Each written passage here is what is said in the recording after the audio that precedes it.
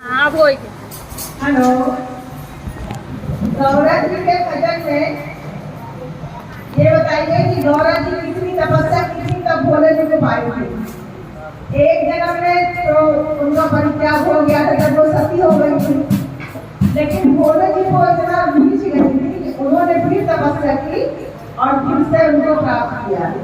जब भोले बाबा उनसे बहुत बड़े थे, लेकिन फिर भी उनकी इच्छा थी कि वर के रूप में भोले जी को प्राप्त करूं।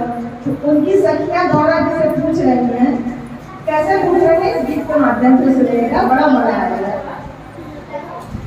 गौरा कवन तपस्या केरो, गौरा कवन तपस्या केरो, कि गौरा हवा पायो ना, कि गौरा हवा पायो ना, कि गौरा कवन तपस्या केरो, गौरा कवन तपस्या केरो, कि भोला बहुरा हवा पायो ना, कि भोला बहुरा हवा पायो ना। भोले के लिए गौरा भोजन बनाए, भोले के लिए गौरा भोजन बनाए, भोजन बनाए गौरा भोजन बनाए, भोजन बनाए गौरा